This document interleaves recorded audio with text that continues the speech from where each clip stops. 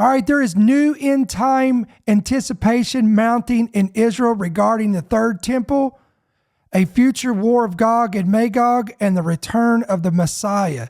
You don't want to miss this one tonight. Let's go.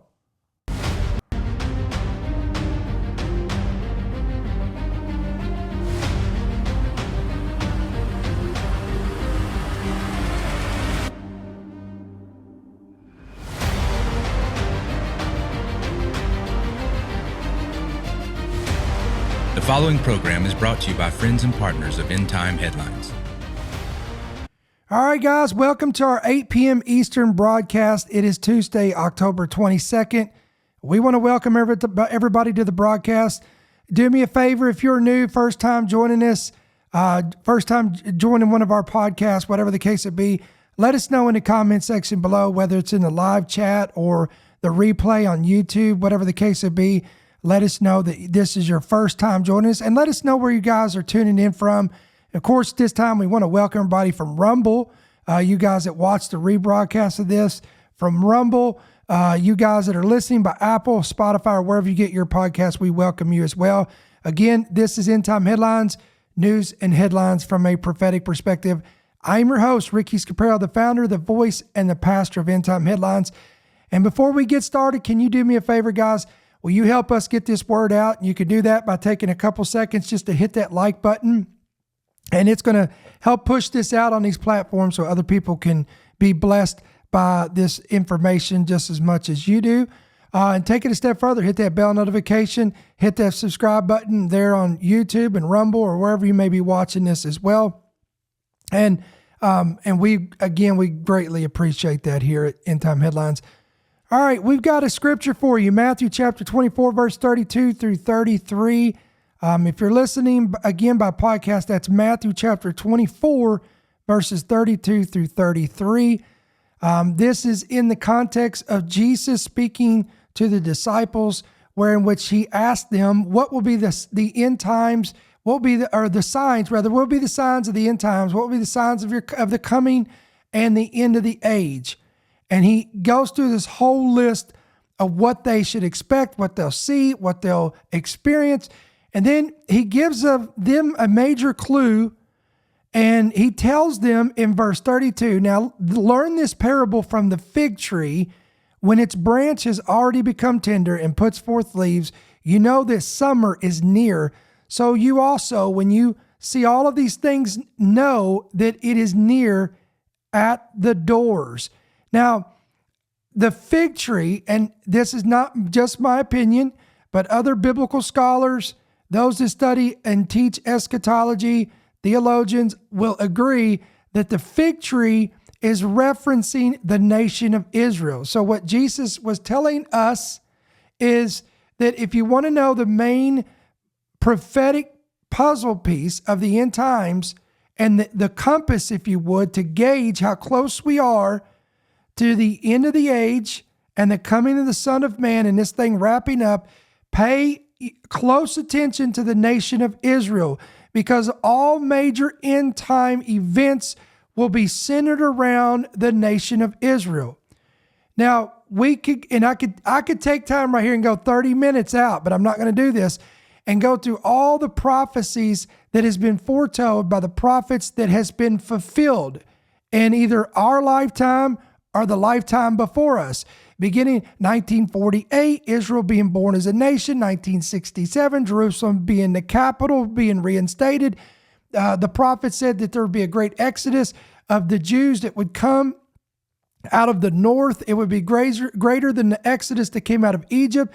That is already happening. It's been happening. He talks about Israel would blossom again. It would come alive again. It would come back from the state of being completely annihilated, destroyed, and be barren, and they will bloom forth and rise again. This was fulfilled, Ezekiel 37, under a certain dictator who tried to wipe out 6 million Jews. And many scholars believe Ezekiel chapter 37 was in reference to the Holocaust. But again, Israel came back literally from the very edge of existence and completely being annihilated, they came back, and this was prophetic. Israel began, the prophet said that Israel would begin to flourish. They would begin to blossom. They would begin to be a leading producer of agriculture and produce and fruits and vegetables. And this is happening. So I'm just telling you today, guys, that Israel is the fig tree. And the Messiah said that when its branch becomes tender and puts forth leaves, you know that summer is near. So also when you see these things, know that it's even at the doors. So consequently, and many of you guys know this, there has been a lot of chatter. Not only chatter, but also active preparation on the part of the Jewish Sanhedrin, the Temple Institute, rabbis, and all those that are involved in preparing a red heifer that would be without blemish and would be qualified for the sacrifice for the anticipation of the building of the third temple in Israel. Now, this was huge about a year ago, before October 7th. Now, there has been a lot of talk also, and we've covered this in the past. There's been sources that's indicated this, that the Muslims and the Muslim nations around Israel all understand and they hear the chatter that's going on. They see the building of anticipation, the messianic anticipation that's happening in Israel. They're very well aware, of the anticipation and the intent and purpose to one day build a third temple in Jerusalem. They see all the rituals that's taking place. They are aware of the red heifers. They're aware of the heifers that were brought from the state of Texas in America and brought to be preserved in Israel, to be watched, to be monitored, because they have to go through a process in which as they age, as these heifers get older, these rabbis and these priests that are anointed and appointed by the Sanhedrin and the Temple Institute, that they run a fine-tooth comb over these heifers to make sure that they meet all the qualifications. And if they meet those qualifications, and they only need, from what I understand, they only need one. And there was, 5 that were brought? So once they reach that age of maturity, and if they're still without blemish, and now again, that's 5. So if you've got 1 or 2 or even 3 that don't meet that qualifications, you've still got 2. You've even got 1 and 4 of them don't. So again, it's simple math. So this is why there is such anticipation that's been building for the last 12 months in Israel for the sacrifice of this red heifer, because this red heifer has to be used. And this all goes back to Leviticus, the Levitical priesthood, the rituals, and they still carry these things out. Okay? And the entire Sanhedrin has already they've got the priests lined up. They've got all the instruments that will be used. They've got the material that will be used. They've got everything lined up. The last, from what I understand, the last thing that needs to be done is these heifers to meet the qualifications, or I should say heifer. But now I'm going to go back to this. Being that many of the Muslims understand this, there was multiple reports that stated that one of the reasons that October 7th, not the only reason, but one of the reasons why it was carried out is to stop, are you hearing me? To stop the sacrifice of the heifer, which they understand would stop the construction of the third temple. Okay, because remember, the temple, guys, this is sacred to all 3 monotheistic religions, Judaism, Christianity, and Islam. The temple in Jerusalem has a history with all 3 of these major religions. It's interesting. All three major religions, all three have a Messiah that they're anticipating and waiting on as well. You've got Yeshua, the Messiah for the Christians. The Jews are anticipating a Messiah, but it's not, unless they are Messianic Jews, unless they've been born again by Jesus Christ, then they're not looking for the Messiah that you and I as Christians are anticipating looking for. Okay, and then the Messiah of Islam is called the Mahdi.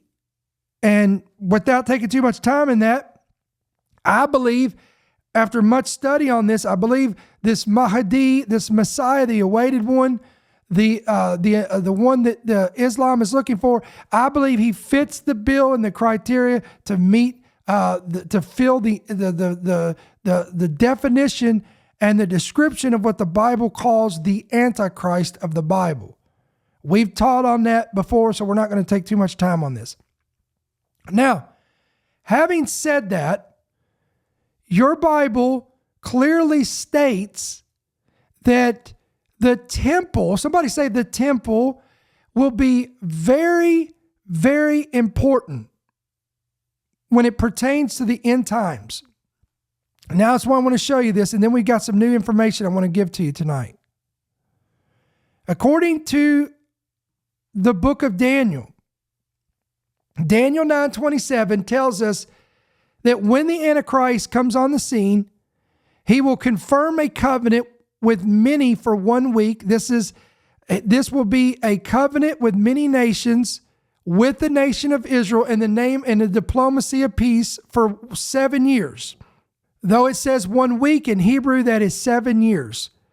But in the middle of the week, or in the middle of those 7 years, the Antichrist will bring an end to sacrifice and offering. And on the wing of abominations shall be one who makes desolate. Now, the wing of abominations, this is on the Temple Mount in Jerusalem. He will bring an end to sacrifice and offerings. With the help of the false prophet, they will set up an image of the beast on the wing of the Temple Mount in Jerusalem. And this is called the wing of abominations, even until the consummation which is determined is poured out on the desolate. Then we go to the book of Matthew chapter 24, and Jesus said in verse 15, therefore, when you see the abomination of desolation spoken of by Daniel the prophet standing in the holy place, and now he's referencing back to the Old Testament in Daniel, whoever reads, let him understand. And then those who are in Judea flee to the mountains. Guys, the Jews that will see this, that will be alive, when they see this blasphemous image that the false prophet will have the people of the earth create, and it will be able to speak and live and cause people to worship this Antichrist, there will be a remnant standing there that will see this and call this an abomination. They will remember. That's why Jesus said, let him who reads this and understand this, their eyes of their understanding for many will be open, and they will know at that point that this is not the Messiah that they have been waiting for. Now, I want to stop and interject something here. I have said this for years. I believe that if you've kept up with our ministry for a while, we've done many reports on this. There is many rabbis that have gone as far as to claim that they have spoken to, now again, I use their terms, the Messiah, that he is alive, that he is here, that he is already in the earth, and he will be revealed in his time. Now, this is according to many Jewish rabbis in Israel who have stated this. Now, I have a problem with that, because your Bible says the real Jesus Christ, the real Messiah, first of all, he's not here on earth yet. The Bible says he will come out of heaven. Jude says he will come with 10,000s of his saints. Come on, he'll come. John saw him coming on a white horse. And he comes with 10,000s of his saints to execute judgment upon the ungodly for all their ungodly deeds and abominations in which they have committed. Read that in the book of Jude. Jesus said, he said, if they say to you, lo, he's in the desert, do not go unto them. Or, hey, he's standing over here, don't go. He says, as sure as lightning flashes from the east to the west, so shall it be at the return of the Son of Man. The Bible says every eye shall see him and every tongue shall confess when he appears on that white horse, on that day which he comes and set his foot on the Mount of Olives. So this is why I have a problem with this. So the conclusion that I have is, watch this, that when the biblical Antichrist emerges after the restrainer has been removed, let me go there now. Let me show you this. Paul said in 2 Thessalonians chapter 2, let no one deceive you by any means, for the day will not come unless the falling away comes first, the defection of truth, the apostasy. And boy, is that not happening? You need to go back and watch our program we did earlier today at 2 p.m. Eastern. You'll see that in full display. He said all that's going to come first, and the man of sin is revealed, the son of perdition, who opposes and exalts himself above all that is called God or that is worshiped. Now, what does it say here, church? He sits as God in the temple of God, showing himself that he is God. Okay, so this Antichrist, okay, we've concluded from Daniel, the Gospel of Matthew, in which Jesus spoke and Matthew documented it, and then Paul confirmed it in his letter to Thessalonica that the Antichrist, who will be controlled by Satan, will sit in the temple in Jerusalem and declare himself as God. And then finally, we see here in the book of Revelation, chapter 11, John was permitted by God to see into the future. Now, again, this is during the tribulation. Remember, Daniel 9:27, the Antichrist will confirm a covenant of 7 years with Israel. This is where you get this 7-year tribulation. During this time, John said, I was given a reed like a measuring rod, and the angel stood saying, rise and measure the temple of God. Somebody say the temple of God. Now, why do I keep saying that? Because there's a lot of, I'm telling you, you can go on YouTube, you can go on Apple and Spotify or listen to podcasts and people on Christian television, and they'll tell you there is no coming third temple. These are mostly replacement theologists, dominionists, a lot of the NAR, New Apostolic Reformation people. They will tell you there's no physical third temple coming and that we are the temple of God. And it's absolute biblical ignorance. There is a temple of brick and mortar, which is this, and there is a physical temple, which is our bodies. When Jesus said, destroy this temple and in 3 days God shall raise it up, he was talking about this physical temple, which is flesh and blood, the physical body. He wasn't talking about the temple in Jerusalem. Okay? But in this case, John saw a brick and mortar temple that had an altar and people worshiping there. It's right here in Revelation 11. And he says, leave out the court which is outside the temple and do not measure it, for it has been given to the Gentiles, and they will tread the holy city under feet for 42 months. Okay? So again, and that's all going to happen, again, when this Antichrist takes over the temple in 2 Thessalonians and Daniel 9:27, he's taking the world hostage. He's rising to power. There'll be 10 kings that will surrender their kingdoms over to the Antichrist. And then you've got the kings of the east, plural tense, that will march over the Euphrates River to try to destroy the Antichrist. Because again, he's taken the whole world hostage. Okay? So this is why John saw the holy city trampled on for 42 months. All right, so that was about a 20-minute foundation. Now I want to get you to some new information that's coming out. We talked about this. There's end-time anticipation that's building in Israel. Look at this headline, guys. Quote, water libation reenactment takes place in preparation for the third temple. According to Israel 365 News on Sunday, this was this past Sunday, a full dress reenactment of the water libation as it was performed in the temple was held in Jerusalem with several hundred participants led by Kohanim in priestly garment accompanied by the Levites playing musical instruments.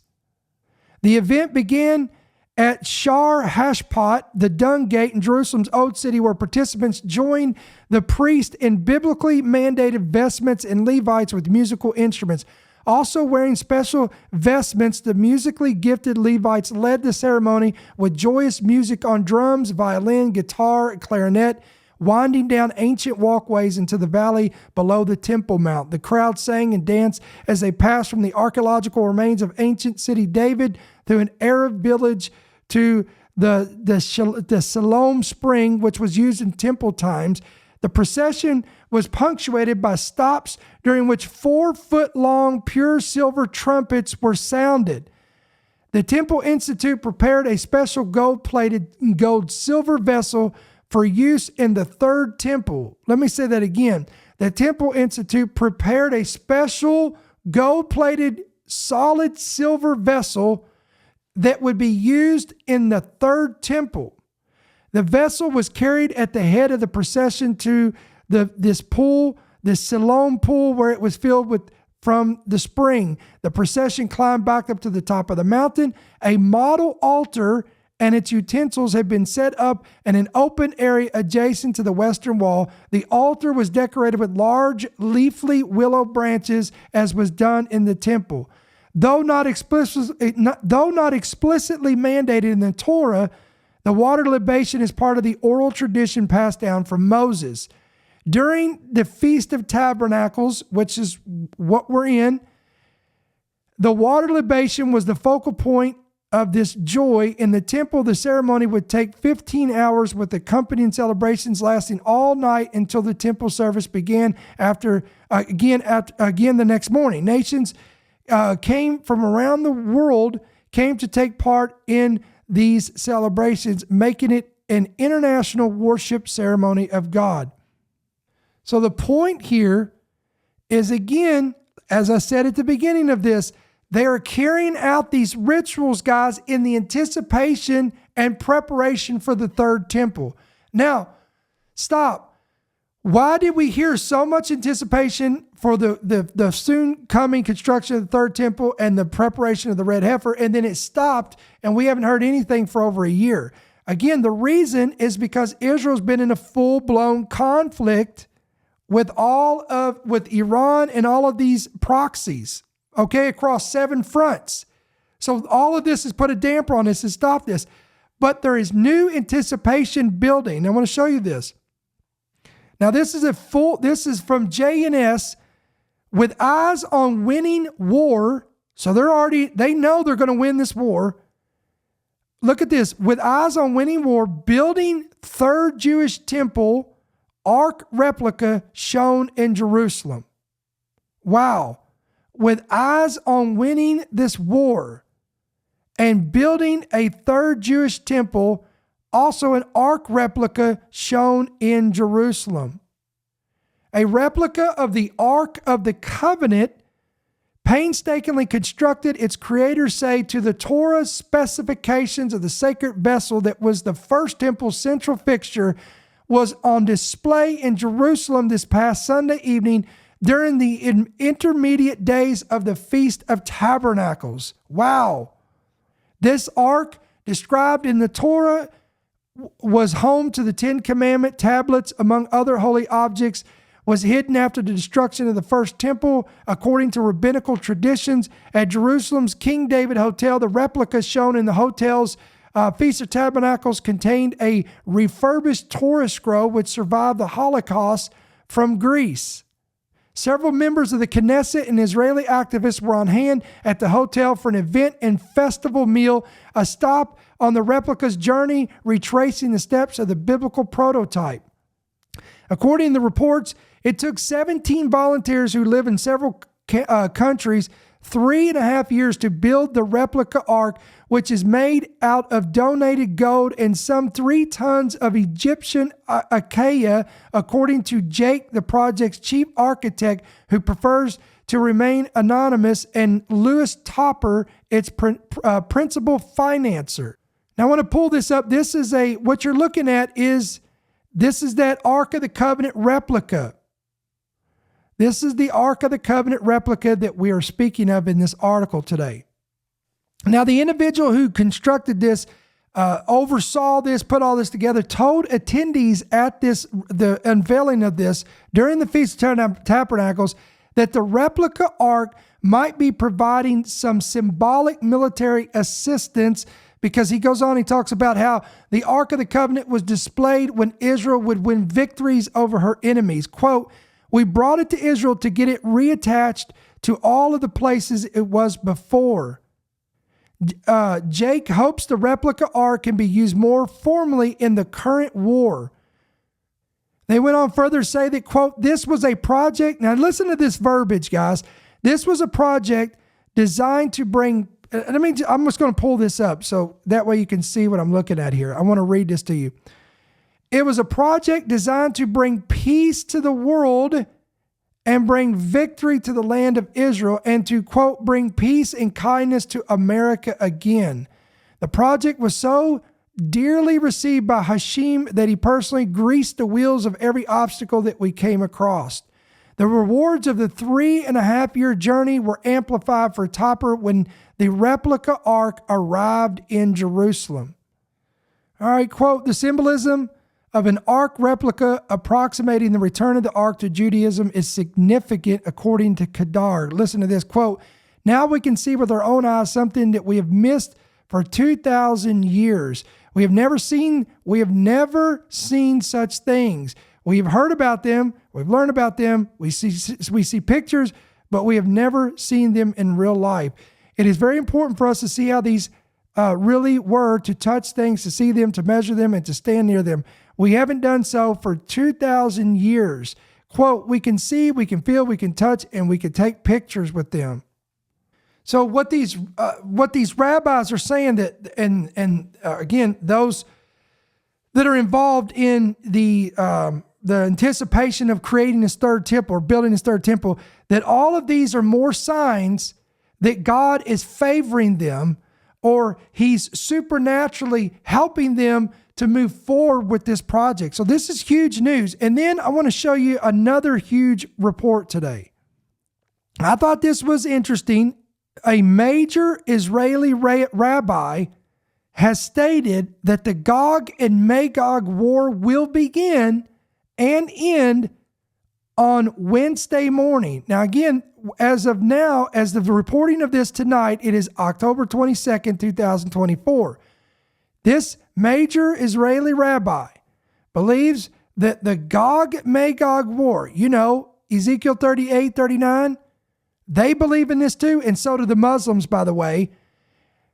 This rabbi believes it will both begin and end on Wednesday morning. What? According to Rabbi Yitzchak Zilberstein, a prominent Orthodox rabbi in Israel, recently gave a lesson to his students in Ramit Elchanan B'nai Barak. I hope I didn't slaughter that, in which he said that the war of Gog and Magog would take place in its entirety in 3 hours before dawn on Wednesday, the Jewish holiday of Hoshana Rabbah, which is the 7th day of the Feast of Tabernacles. Rabbi Zilberstein discussed the miracles happening to Israel throughout the year-long war. In his lecture, he noted that Hamas, Hezbollah, the Houthis, and Iran have fired over 2,000 rockets into Israel with relatively few casualties. The rabbi referred to a teaching by another rabbi, and I'm not even going to try to mention this guy's name because it's so long, who is a 15th century Italian rabbi known as the Bartinura. In his commentary on the Mishnah, this rabbi predicted when the revival of the dead would occur and when the war of Gog and Magog would begin. Now stop. So this is interesting to point out that this rabbi, what's his name again? Rabbi Zilberstein is basing this prediction on the oral tradition of another rabbi, not so much on the Bible that we know of. That's huge, because I don't believe it's going to happen. That war of Gog and Magog, I don't think it's going to happen tomorrow. I'm just saying. I could be wrong. I could come back on here and say, wow, this guy was right. The rabbi was right. The war did take place, and it lasted 3 hours, and it's over. But I don't see it happening. And again, and I base that on several reasons. One, I don't think that it's time for the war of Gog and Magog, Ezekiel 38:39, because Israel's not in that state, in that condition in which the prophet said they would be when this war took place. Number two, Syria is not mentioned in that war, and we speculate they're not mentioned because Damascus will be destroyed likely. That's the only reason why I believe they wouldn't be mentioned. And as of now, that's not been fulfilled as well. So I don't believe this is going to happen. But let me read on here. This rabbi is predicted. Now I'm talking about the rabbi Bartunura, who this other rabbi is referring to. He predicted when the revival of the dead would occur and when the war of Gog and Magog would begin. He based his interpretation of the revival of the dead on Ezekiel's vision of dry bones, Ezekiel 37, which is read in synagogues on Passover. Bartunura explains that this corresponds to the dead's actual resurrection, which will occur on Passover. Bartunura writes that based on a later section or latter section of the book of Ezekiel 38, 18 through 39, or 18 and 39 and 16, the war of Gog and Magog will begin in the Feast of Tabernacles. This section is read in synagogues during this feast. Therefore, he said, we must strive not to spoil things. In other words, everything depends on us, on each and every one of us. This is a time of special favor, and we must try not to spoil it, meaning to make every effort to fulfill Hashim, and that's God's will, each person according to their ability.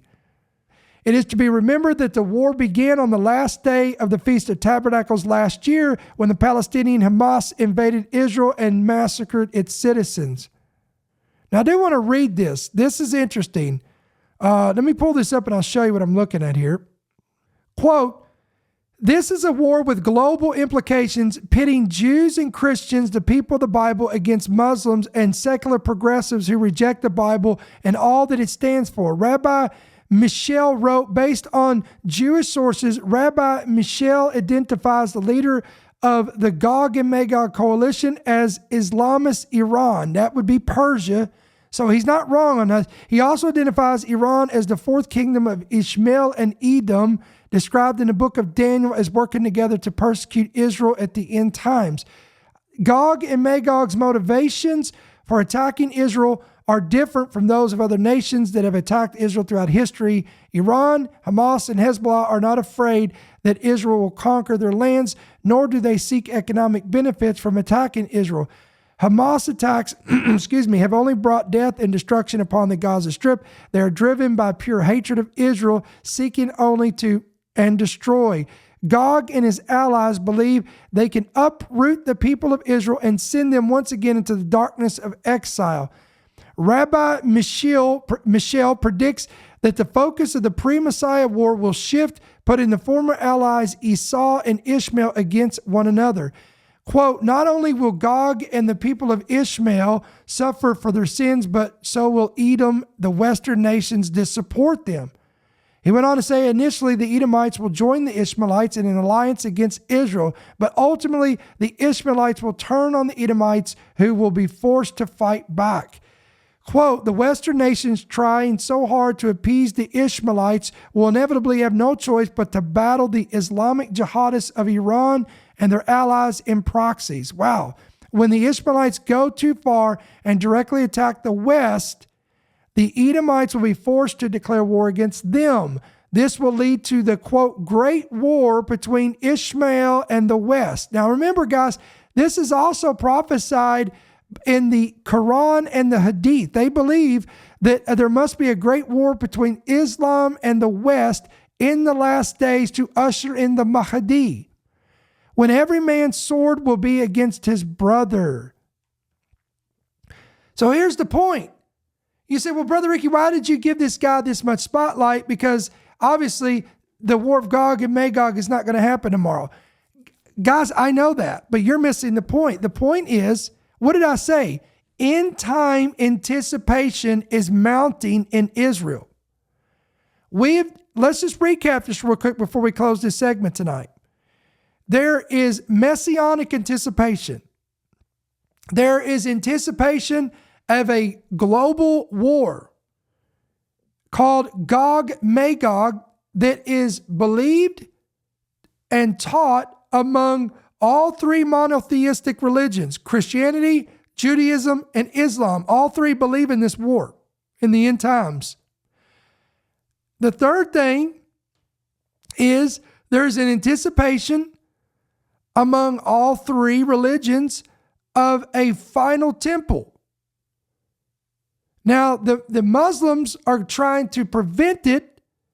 The Christians believe that it's coming based on scriptures, and Israel believes that they will see its construction with the help of the Jewish Sanhedrin, the Temple Institute, and even politicians in Israel that are overseeing it. And they have all the instruments. They have all the necessities lined up except for these red heifers. And again, we've went over this. All of this has been put on pause because of this war. So can you guys not see? Isn't this amazing? Guys, again, I'll leave you with Luke 21:28. When you begin to see all these things coming to pass, look up and lift up your heads because your redemption is drawing near. And I want to leave you again with Matthew 24:33. So you also, when you see all these things, know that it is near at the doors. Listen, endtimeheadlines.org, endtimeheadlines.com. Guys, I'd love to hear your comments on this. Let me know in the chat. Let us know on Rumble. What do you think on the replay on YouTube? Let us know in the comment section below. What do you think about these new reports coming out in Israel and the Mideast? I'd love to hear from you. Again, guys, if you've not downloaded our free app, we would love for you guys to pick it up today.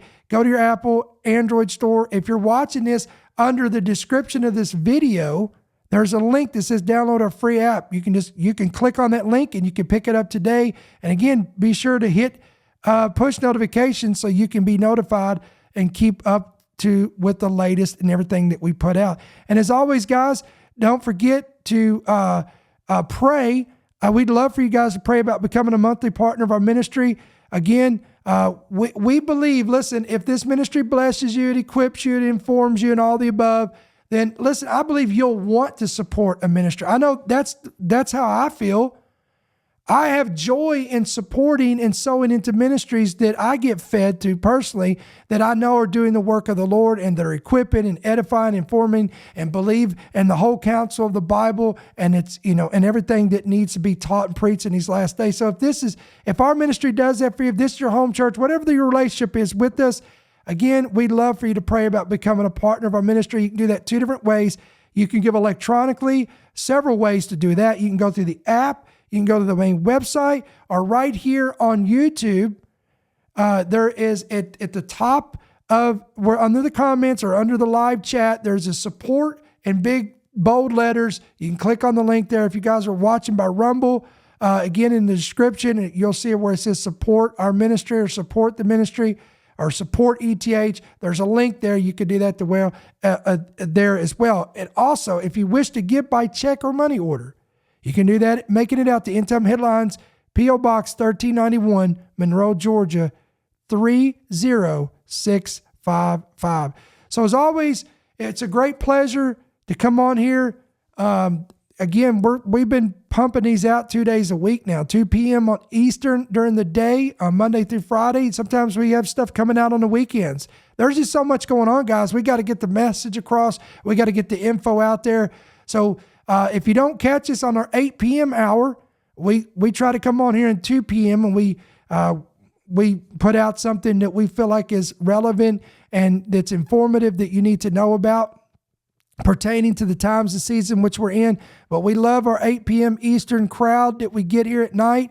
We love all of our ETH family, and it's always a great time being with you guys. And again, we appreciate all of our partners. You know who you are, that email us, that message us, that the letters, the cards, the gifts. Again, our heart is full of gratitude for people just like you that support our ministry. So listen, we love you guys. We appreciate you. Again, do us a favor, hit that like button, hit that bell notification, hit that subscribe button. All that's going to be beneficial to both of us, you and me, and getting eyes on our ministry. So we're going to sign off for tonight. We plan on being back here tomorrow, Wednesday, October 23rd. And until then, I pray the Lord bless you, may He keep you, and may His countenance shine upon you. We'll see you soon. Thank you for listening to the End Time Headlines podcast. We pray that you've been blessed and equipped by today's message. For more information about how you can help partner with our ministry, please visit endtimeheadlines.org.